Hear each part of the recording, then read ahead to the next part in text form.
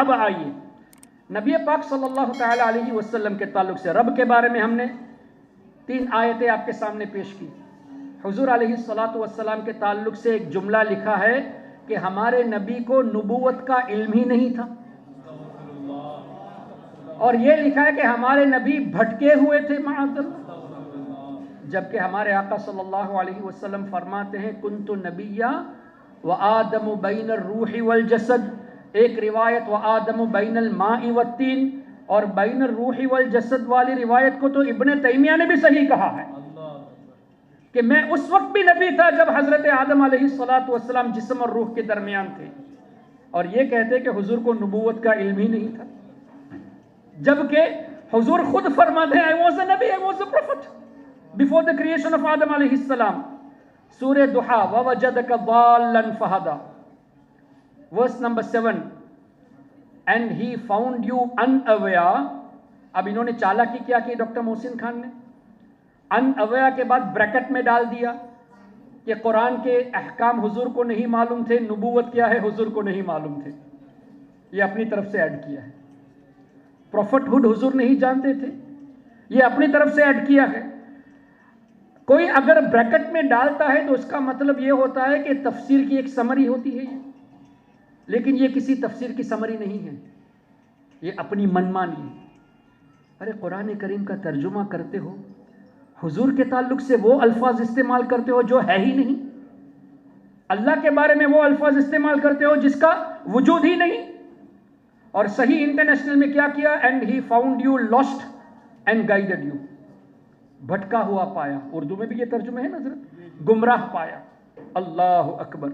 اب اٹھائیے تفسیر. حافظ ابن کثیر کون؟ ابن تیمیہ کا شاگرد.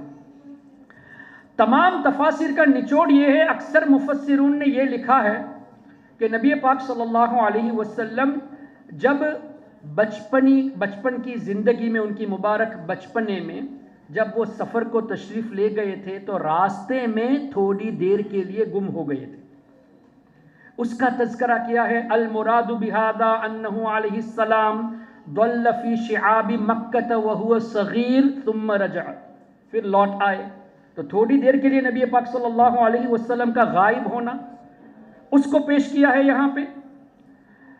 اسی طرح تفسیر قرطبی جن کا وصال ہجری 671 ہوا، جو میں نے پہلے بھی بتایا، امام قرطبی فرماتے ہیں کہ یہاں مراد یہ نہیں کہ حضور گمراہ تھے، بلکہ وَوَجَدَكَ ضَالًّا أَيْ فِي قَوْمٍ ضُلَّالٍ، اللہ نے آپ کو گمراہ قوم میں پایا، آپ کے ذریعے اس قوم کو ہدایت دی. یہ نہیں کہ آپ گمراہ تھے، جس قوم کی طرف آپ کو بھیجا گیا تھا وہ قوم گمراہ تھی، اور آپ کے ذریعے فَهَدَاهُمُ اللَّهُ بِكَ، آپ کے ذریعے اس قوم کو اللہ تعالیٰ نے ہدایت دی.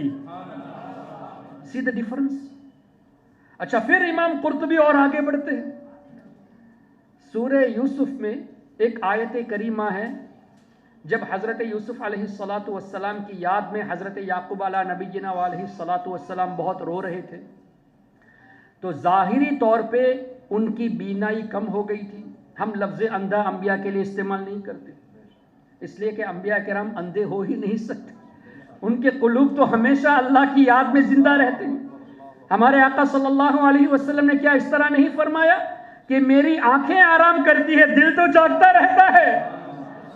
تو انبیاء کرام کی شان ہی الگ ہے. پھر یعقوب علیہ السلام نے تو پہلے سے ہی بتا دیا اپنے بچوں کو، جب وہ کہہ رہے تھے کہ ہم یوسف کو لے کر ذرا ٹہلنے جائیں گے، شکار کرنے جائیں گے، تو یعقوب علیہ السلام نے کچھ اس طرح فرمایا تھا وَأَخَافُ أَن يَأْكُلَهُ الذِّئْبُ وَأَنْتُمْ عَنْهُ غَافِلُونَ، مجھے اس بات کا خوف ہے کہ تم کہو گے کہ بھیڑیے نے کھا لیا ہے، جو واقعہ کل ہونے والا تھا حضرت یعقوب علیہ السلام نے ایڈوانس میں بتا دیا.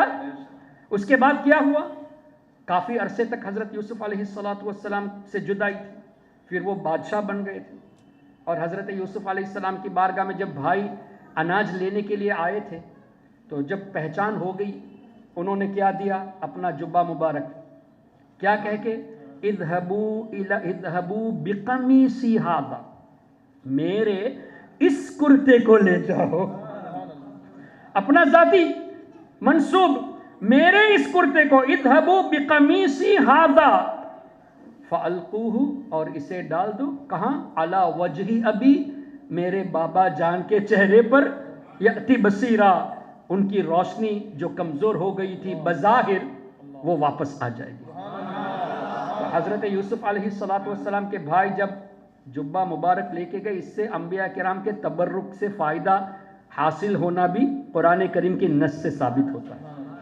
جب وہ وہاں سے تشریف لے گئے، ابھی یعقوب علیہ السلام کی طرف پہنچے نہیں، راستے میں ہے، ظاہر میلوں کا سفر تھا، سینکڑوں میلوں کا سفر تھا، دے وہ آن دے اوے، اور حضرت یعقوب علیہ السلام اپنے گھر میں جو پوتے نواسے وغیرہ ہوں گے فیملی ممبرز کے سامنے کہتے ہیں انی لاجد ریح یوسف، بے شک میں یوسف کی خوشبو محسوس کرتا ہوں۔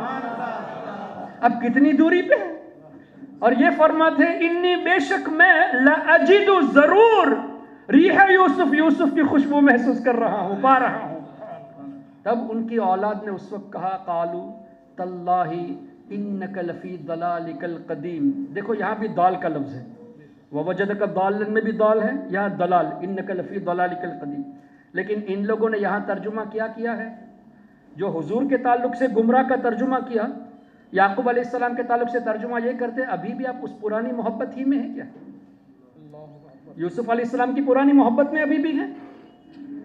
یہ تو نہیں کہا کہ آپ ابھی بھی پرانی گمراہی میں ہیں، گمراہ ہونے کا تو سوال ہی نہیں تھا۔ تو امام قرطبی نے اس آیت کریمہ سے استدلال فرمایا قالوا تاللہ انک لفی ضلالک القدیم ویکون الضلال بمعنی المحبہ ای فی محبتک، تو یہاں ضلال کا معنی محبت ہے کہ اس آیت کریمہ سے امام قرطبی نے استدلال فرمایا۔ تو امام قرطبی کا بھی یہی عقیدہ کہ حضور گمراہ نہیں تھے، ایک تو یہ کہ گمراہ قوم کی طرف آئے اور حضور کے ذریعے انہیں ہدایت ملی، اور اللہ تعالیٰ نے حضور کو اپنی محبت میں خود رفتہ پایا، ڈیووٹڈ ان دا لو آف اللہ تبارک و تعالی۔ یہ عقیدہ تو امام قرطبی کا بھی ہے۔ اچھا آگے بڑھیں، تفسیر بحر المحیط امام ابو حیان یہ فرماتے ہیں لا یکون حملہ علی الضلال الذی یقابلہ الہدی لأن الانبیاء معصومون من ذلک، لفظ گمراہ یہ انبیاء کرام کے لیے ممکن ہی نہیں، اس لیے کہ انبیاء کرام معصوم ہوتے ہیں۔ بزرگوں کی تفسیر میں پرانی تفاسیر۔ اچھا پھر اور بھی انہوں نے وجوہات لکھی ہے، تفسیر در منصور امام جلال الدین سیوطی کی وجد بین ضالین، اللہ تعالیٰ نے آپ کو گمراہ کے درمیان پایا اور آپ کے ذریعے انہیں ہدایت عطا فرمائی۔ اسی طرح تفسیر روح المعانی امام آلوسی کی یہی معنی، یعنی کسی مفسر نے اس آیت کے تفسیر میں حضور کو نہ گمراہ کہا، نہ حضور کو لسٹ کہا، نہ unaware of the prophethood کہا، ایسا کوئی جملہ استعمال ہی نہیں کیا۔ اور انہوں نے ترجمے میں یہ جو بریکٹ میں ڈال کر استعمال کیا، اس کا مطلب کیا ہوا؟ یہ اپنی منمانی کر رہے ہیں، they are doing the translation without the tafsir of the holy Quran۔ اور امام ابن جزائی انہوں نے بھی یہی معنی بیان فرمایا وجدک ضالا عن معرفت الشریعت فہداک الیہا فالضلال عبارت عن احدها، اس طرح پوری مطلب تفاسیر لکھ کے یہ بھی یہی فرماتے ہیں کہ اللہ کے نبی وَلَكِنَّهُ مَا كَفَرَ بِاللَّهِ، اللہ کے نبی کفر نہیں کرتے، شرک نہیں کرتے، لِأَنَّهُ كَانَ مَعْصُومًا مِنْ ذَلِكَ قَبْلَ النُّبُوَّةِ وَبَعْدَهَا، انبیاء کرام نبوت کے اعلان سے پہلے بھی معصوم اور نبوت کے اعلان کے بعد بھی معصوم۔ اتنی کلیئرٹی کے ساتھ لکھ دیا، اور تم لوگ ترجمہ کرتے ہو کہ حضور گمراہ تھے، اس کا مطلب you have not referred to any تفسیر of the holy Quran۔ اسی طرح تفسیر کبیر میں امام فخر الدین رازی رحمت اللہ علیہ نے بھی نیچے دیکھیے الضلال بمعنی المحبہ، یہاں دلال کا معنی محبت ہے، وہ بھی سورہ یوسف کی آیت کریمہ سے استدلال فرماتے ہیں۔ اب اعلیٰ حضرت کا ترجمہ دیکھیں ان لائٹ آف دی تفسیر۔ میں نے کہا نا کسی تفسیر میں گمراہ کا لفظ نہیں، کسی تفسیر میں ایمان سے بے خبری کا لفظ نہیں، کسی تفسیر میں نبوت سے بے خبری کا لفظ نہیں، لیکن وہابیوں نے وہ لفظ لکھا ہے اور تفسیر میں محبت مراد لی گئی، आला हजरत ने फरमाया अल्लाह found you deeply engrossed in the love of Allah. अल्लाह ने आपको अपनी मोहब्बत में खुद रफ्ता पाया. अब मुझे बताइए आला हजरत ने अपनी तरफ से तर्जुमा किया या मुफस्सिरून के नक्शे कदम पर चलते हुए ये तर्जुमा हमारे सामने पेश किया? Decision is yours.